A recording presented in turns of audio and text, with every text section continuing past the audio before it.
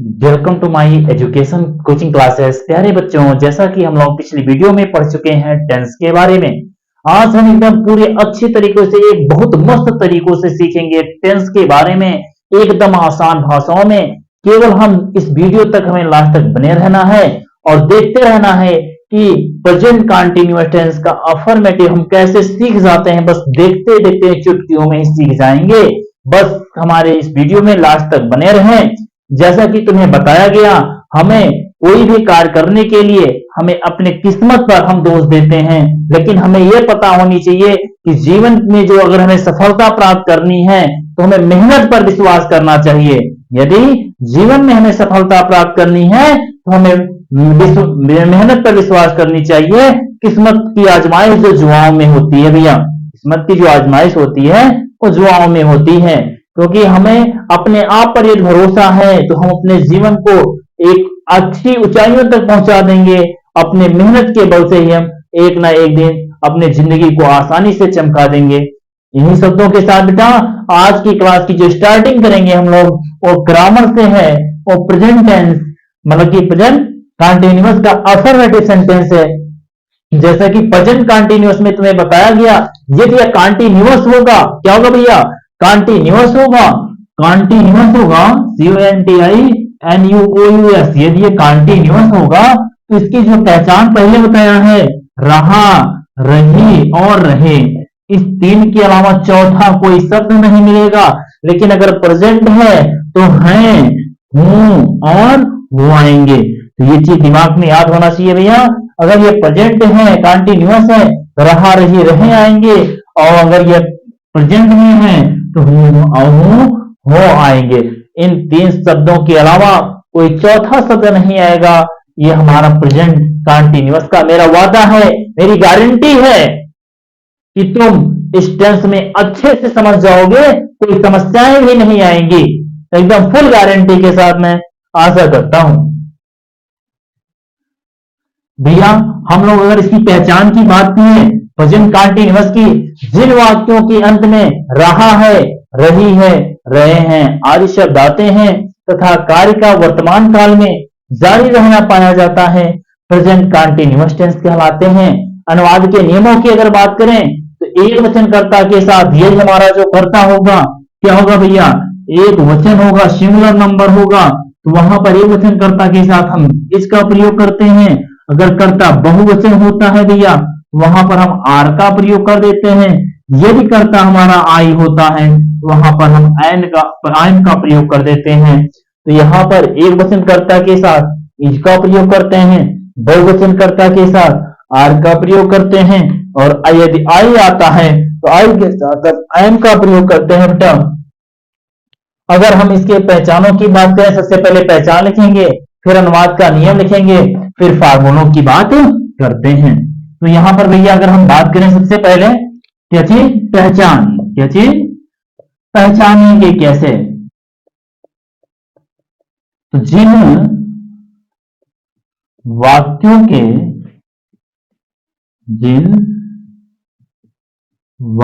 के अंत में रहा है,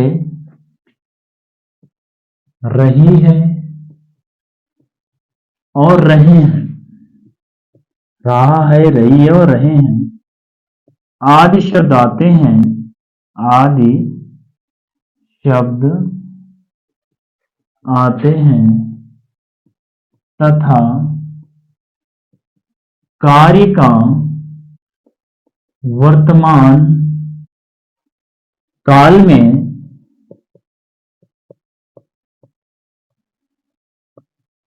जारी रहना पाया जाता है। जारी रहना पाया जाता है, वर्तमान काल में जारी रहना पाया जाता है। क्या कहलाते हैं भैया? प्रेजेंट कंटीन्यूअस कहलाते हैं। PRESENT प्रेजेंट कंटीन्यूअस टेंस कहलाते हैं। ये तो हमारी पहचान थी, चाहे वो अफर्मेटिव हो, चाहे ये निगेटिव हो, चाहे इंट्रोगेटिव हो, चाहे इंट्रोगेटिव एंड निगेटिव हो, और चाहे क्वेश्चन वर्ड होगा। तो यहाँ पर हम जानते हैं भैया इनकी ये पहचान होती है। अगर हम अनुवाद के नियमों की बात करें, क्या थी भैया? अनुवाद के नियम, अनुवाद के नियम। अभी भी बताया गया, यदि हमारा जो कर्ता होगा एक वचन कर्ता होगा तो हम किसका प्रयोग करेंगे भैया? इज का प्रयोग करेंगे। बहुवचन कर्ता होगा तो हम आर का प्रयोग करेंगे। यदि वह आई होगा तो एम का प्रयोग करेंगे भैया। लिखेंगे एक वचन कर्ता के साथ, एक वचन कर्ता के साथ इज, बहुवचन कर्ता के साथ बहुवचन कर्ता के साथ आर तथा आई के साथ एम का प्रयोग करते हैं, एम का प्रयोग करते हैं। हमने बताया भैया यदि हमारा जो कर्ता होगा सिंगुलर नंबर एक वचन होगा तो एक वचन कर्ता के साथ इज का प्रयोग करेंगे। बहुवचन कर्ता होगा तो बहुवचन कर्ता के साथ हम आर का प्रयोग करते हैं तथा आई के साथ हम किसका प्रयोग करते हैं भैया? एम का प्रयोग करते हैं।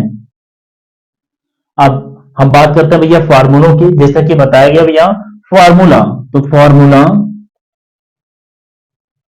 फार्मूला जो होगा सबसे पहले हम सब्जेक्ट लिखेंगे प्लस इज एम, आर लगाएंगे प्लस वर्ब की फर्स्ट फॉर्म में आईएनजी कंटीन्यूअस है प्लस ऑब्जेक्ट और plus full stop.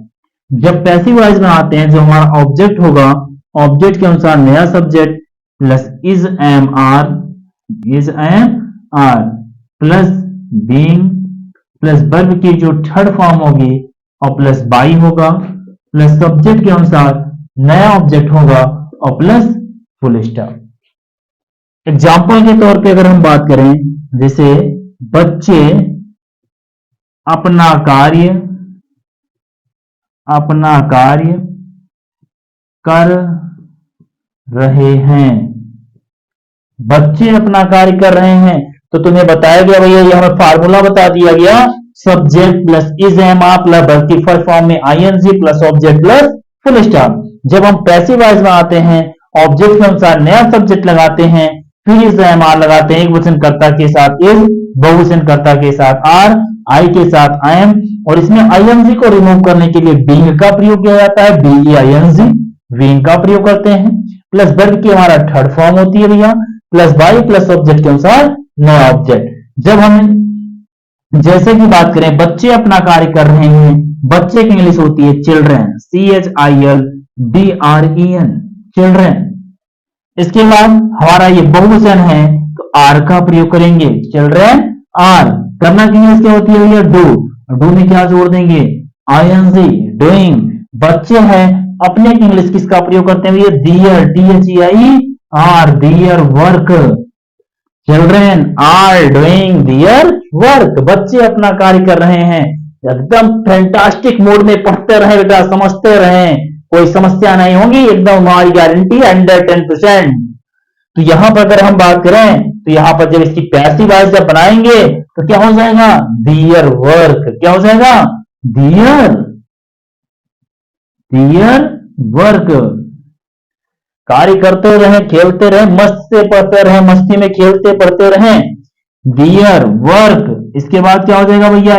Is being done और बाई चिल्ड्रेन, CHILDREN, चिल्ड्रेन। ये हो गया भैया पैसिव वॉइस। इसका अर्थ हो रहा है children are doing their work, बच्चे अपना कार्य कर रहे हैं। इसका अर्थ हो जाएगा their work is being done by children, बच्चों के द्वारा अपना कार्य किया जा रहा है। ये तो हमारा हो गया भैया अफर्मेटिव सेंटेंस। ये हमारा क्या था? अफर्मेटिव सेंटेंस था। लेकिन इसी के जस्ट बाद निगेटिव की बात करेंगे, लेकिन पहले बेटा इसका स्क्रीनशॉट ले लो एक बार।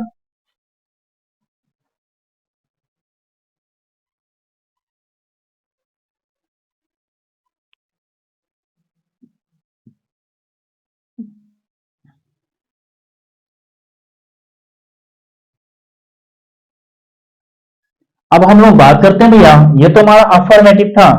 यही से थोड़ा सा हम परिवर्तन करेंगे और ये हो जाएगा हमारा क्या चीज, अफर्मेटिव के बाद निगेटिव आ जाएगा भैया।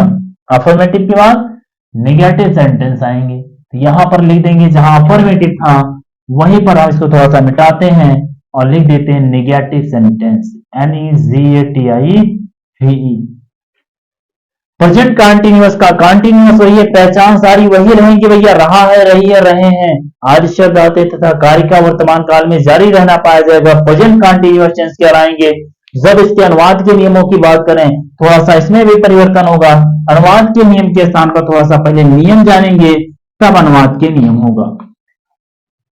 इससे पहले थोड़ा सा क्या जानेंगे भैया, नियम, इनके रूल्स क्या होते हैं, नियम क्या होते हैं, इतना याद रखना भैया। पिछले अगर हम बात करें पिछले वीडियोस में, तो यहां पर ये बताए गए होंगे, जैसे प्रेजेंट कंटीन्यूअस है वैसे हमारा प्रेजेंट इंडेफिनिट था, नेगेटिव सेंटेंस पढ़े उसमें यही पढ़े हैं नियम में कि नेगेटिव बनाते समय सहायक क्रिया के बाद नॉट लगाते हैं, और यदि वाक्य के बीच में कभी नहीं शब्द आए तो उसकी अंग्रेजी नेवर लिखते हैं। मतलब कि अगर हम नियमों की बात करें, नियम क्या पढ़े भैया, नेगेटिव बनाते समय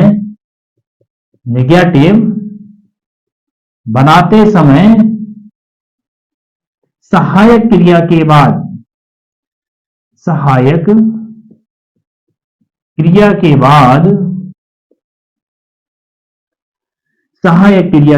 क्या लगाते हैं भैया, नॉट लगाते हैं, यदि वाक्य के बीच में कभी नहीं शब्द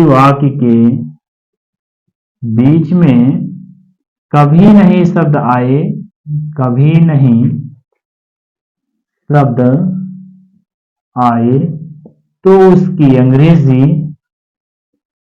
तो उसकी अंग्रेजी नेवर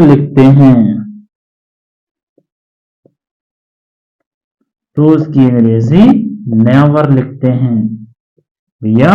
हमने बताया जब हम निगेटिव बनाएंगे तो निगेटिव बनाते समय सहायक क्रिया के बाद नॉट लगाते हैं, और यदि वाक्य के बीच में कभी नहीं शब्द आए तो उसकी अंग्रेजी नेवर लिखते हैं।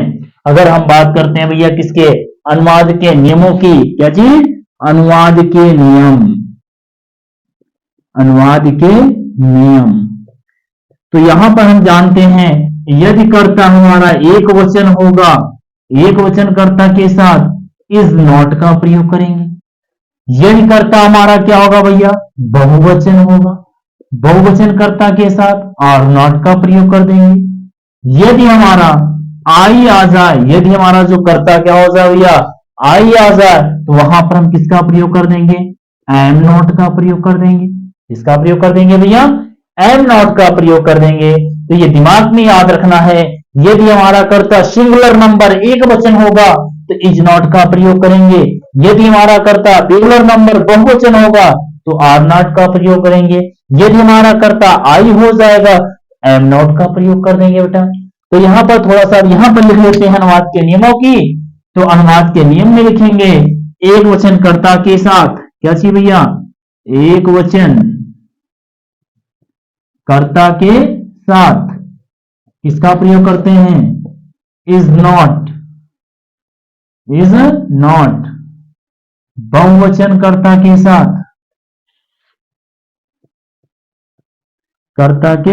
साथ आर नॉट तथा आई के साथ एम नॉट का प्रयोग करते हैं, एम नॉट का प्रयोग करते हैं। अगर बात करें भैया, यदि हमारा जो कर्ता होगा एक वचन कर्ता होगा तो इज नॉट का प्रयोग करेंगे, बहुवचन कर्ता होगा तो आर नॉट का प्रयोग करेंगे, आई अगर होगा तो एम नॉट का प्रयोग करेंगे। यदि हम फॉर्मूले की बात करें, क्या चाहिए भैया, फॉर्मूले में सबसे पहले subject plus is am are plus क्या लगाएंगे भैया, नॉट लगाएंगे, और प्लस कौन सी, वर्ब की कौन सी फॉर्म होगी भैया, फर्स्ट फॉर्म में आईएनजी, प्लस ऑब्जेक्ट हो जाएगा प्लस फुल स्टॉप। जब इसकी पैसिव बनाएंगे, जो हमारा ऑब्जेक्ट होगा, ऑब्जेक्ट के अनुसार नया subject plus is am are plus not होगा प्लस बीइंग, VING बीइंग होगा। वर्ब की थर्ड फॉर्म का प्रयोग करेंगे और बाई लगा देंगे सब्जेक्ट के अनुसार new object plus full stop. Example के तौर पे अगर हम देखें, एग्जाम्पल क्या, सॉरी, मैं उसे नहीं पीट रहा हूं। ये हमारा सेंटेंस है, मैं उसे नहीं पीट रहा हूं। हमने बताया था यदि हम सेंटेंस में, वाक्य में हु लगाते हैं तो हमें सब्जेक्ट मिलता है। हु मीन्स कौन, कौन उसे नहीं पीट रहा हूं। आंसर क्या मिल रहा है, मैं उसे नहीं पीट रहा हूं।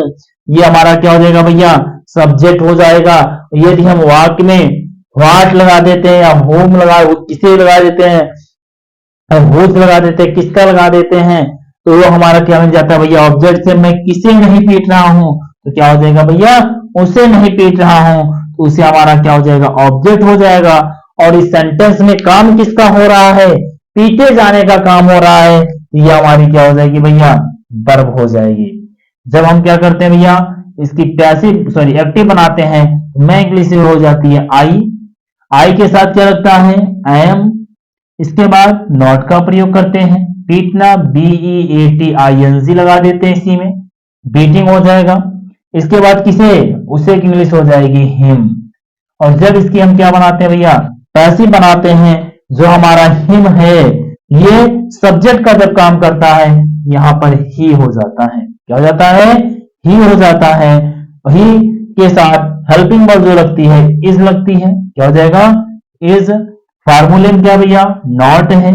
इसके बाद क्या है, बीइंग बीइंग हो जाएगा। इसके बाद बिटेन BEATEN बिटेन। फार्मूले में लगाएंगे है भैया, बाई है, बाई लगा देंगे। इसके बाद आई का जो ऑब्जेक्टिव केस होता है, आई का ऑब्जेक्टिव केस क्या हो जाता है भैया, बाई मी लगा देते हैं, तो बाई मी कर देते हैं। ये तो हमारा रहा भैया नेगेटिव सेंटेंस। क्या रहा, नेगेटिव सेंटेंस रहा। हमने बताया नेगेटिव बनाते समय सहायक क्रिया के बाद नॉट लगाएंगे। यदि वाक्य के बीच में कभी नहीं शब्द आएगा तो उसकी अंग्रेजी नेवर लिखते हैं। अगर अनुवाद के नियम की बात किया जाए, एक वचनकर्ता के साथ इज नॉट, बहुवचनकर्ता के साथ आर नॉट, आई के साथ एम नॉट का प्रयोग करते हैं। फार्मूलों की अगर हम बात करें, subject plus is am are plus not plus बल्कि फर्स्ट फॉर्म में ING प्लस ऑब्जेक्ट और प्लस फुल स्टॉप। जब इसकी हम पैसिव बनाते हैं तो ऑब्जेक्ट के अनुसार नया सब्जेक्ट लिखते हैं, plus is am are plus not plus being लगाते हैं भैया, बल्कि third form plus by subject के अनुसार नया ऑब्जेक्ट। जैसे मैं उसे नहीं पीट रहा हूं तो हो जाएगा भैया, I am not beating him. जब इसकी पैसिव बनाते हैं तो क्या हो जाएगा, he is not being beaten by me, वह मेरे द्वारा नहीं पीटा जा रहा, इसका अर्थ हो रहा है मैं उसे नहीं पीट रहा हूं। एक बार इसका स्क्रीनशॉट लेंगे, फिर हम लोग पढ़ लेंगे भैया इंट्रोगेटिव सेंटेंस। इसके बाद हम लोग क्या पढ़ेंगे भैया, इंट्रोगेटिव सेंटेंस पढ़ेंगे।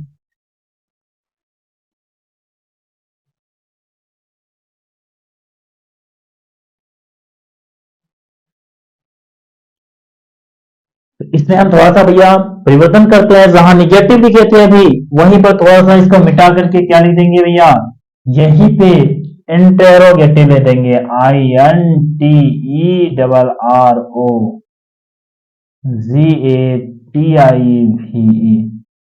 Interrogative sentence. पहचान की अगर बात किया जाए, जिन वाक्यों के अंत में रहा है, रही है, रहे हैं आदि शब्द आते हैं तथा कारिका वर्तमान काल में जारी रहना पाया जाएगा, प्रेजेंट कंटीन्यूअस टेंस कहलाएंगे।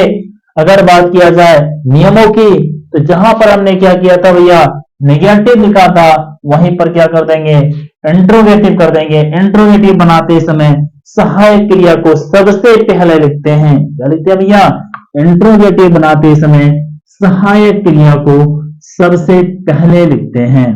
और अगर बात करें भैया अनुवाद के नियमों की, इसमें अनुवाद का जो नियम होगा, एक वचनकर्ता के साथ इज का प्रयोग करते हैं, बहुवचनकर्ता के साथ आर का प्रयोग करते हैं, आई के साथ एम का प्रयोग करते हैं। नियम की बात करें, इंट्रोगेटिव INTE RROGATI भी इंट्रोगेटिव बनाते समय सहायक क्रिया को सबसे पहले लिखते हैं, सबसे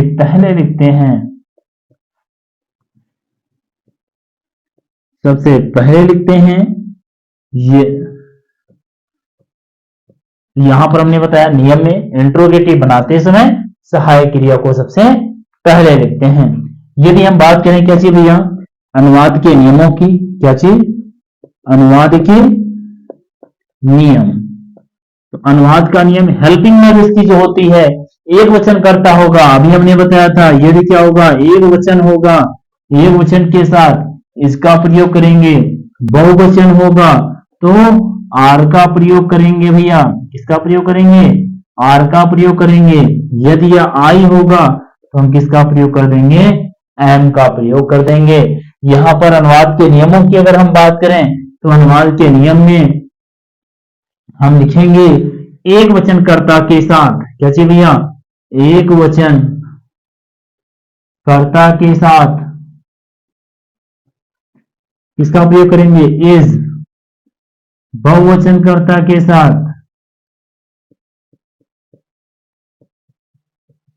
एक वचनकर्ता के साथ इज, बहुवचनकर्ता के साथ आर तथा आई के साथ एम का प्रयोग,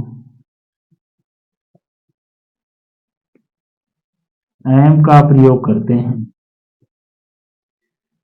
तो यहां पर अगर बात किया जाए, यदि हमारा कर्ता एक वचन होगा तो इसका प्रयोग करेंगे, बहुवचन कर्ता होगा तो आर का प्रयोग करेंगे, आई के साथ हम शुद्ध किसका प्रयोग करते हैं, एम का प्रयोग करते हैं।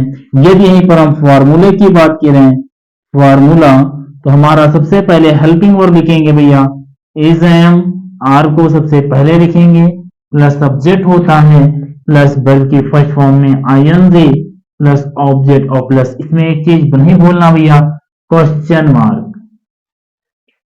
जब इसके हम क्या करते हैं, पैसिव वॉइस बनाते हैं, जो हमारा ऑब्जेक्ट होता है, सॉरी, सबसे पहले हेल्पिंग वर्ब इसमें भी लिखेंगे, is, am, are, plus object के अनुसार नया सब्जेक्ट लिखते हैं, प्लस बीइंग, ING को रिमूव कर देते हैं, प्लस वर्ब की क्या हो जाता है भैया, थर्ड फॉर्म हो जाता है, प्लस बाई लगा देते हैं और प्लस सब्जेक्ट के अनुसार न्यू ऑब्जेक्ट और प्लस क्वेश्चन मार्क।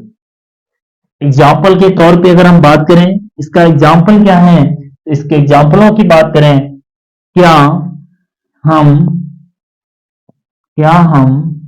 खाना खा रहे हैं, क्या हम खाना खा रहे हैं। तो अगर बात करें भैया क्या की इंग्लिश क्या होती है, हम हमारा I we you they these those मान लेते हैं, क्या सब छिपा हुआ है, क्या सब अगर छिपा हुआ है। यदि हम वाक्य में, यदि हम सेंटेंस में हु लगाते हैं, क्या लगाते हैं भैया, हु लगाते हैं, तो हमें सब्जेक्ट मिलता है, हु मीन्स कौन, से कौन खाना खा रहे हैं, तो ये हमारा क्या हो जाएगा, हम खाना खा रहे हैं, हम हमारा क्या हो जाएगा भैया, सब्जेक्ट हो जाएगा। यदि हम सेंटेंस में व्हाट लगाते हैं, यदि हम सेंटेंस में व्हाट लगाते हैं तो हमें ऑब्जेक्ट मिलता है, जैसे हम क्या खा रहे हैं, हम क्या खा रहे हैं, तो हमारा आंसर भैया खाना, खाना हमारा क्या हो जाएगा, ऑब्जेक्ट हो जाएगा, क्या हो जाएगा, ऑब्जेक्ट हो जाएगा।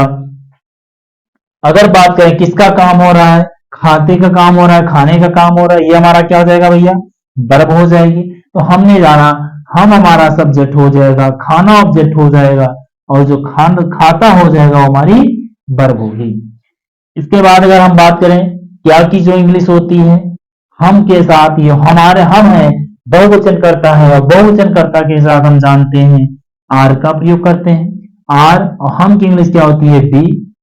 खाना की इंग्लिश ईट में क्या लगाएंगे, ING, आर बी ईटिंग। इसके बाद क्या हो जाएगा भैया, the food, R be eating the food. जब पैसिव बनाते हैं द फूड हमारा बताया गया एक वचनकर्ता होता है। एक वचनकर्ता के साथ किसमें भैया, पैसिव में एक वचन को हम सबसे पहले क्या लिखेंगे भैया, द फूड। क्या लिखेंगे भैया, द फूड एक वचनकर्ता हुआ। इसके बाद सॉरी सबसे पहले हेल्पिंग वर्ब, तो एक वचन है तो मतलब क्या लगाएंगे भैया, इज। इसके बाद द फूड, आईएनजी को हटाने के लिए बीइंग का प्रयोग करेंगे। ईट का क्या लगाएंगे, ईटेन। इसके बाद फॉर्मूले में है क्या चीज भैया, बाई है, बाई लगा देंगे। और बी का जो ऑब्जेक्टिव केस होता है वो अस होता है, फिर क्वेश्चन मार्क जोड़ देंगे। यह रहा बेटा हमारा प्रेजेंट कंटिन्यूअस का इंट्रोगेटिव सेंटेंस। अगली वीडियो में हम लोग पढ़ेंगे प्रेजेंट कंटिन्यूअस के इंट्रोगेटिव एंड नेगेटिव की और क्वेश्चन वर्ड के बारे में पढ़ेंगे। आज का वीडियो इतना ही।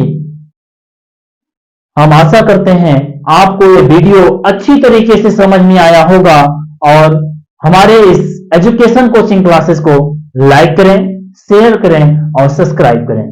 Thank you.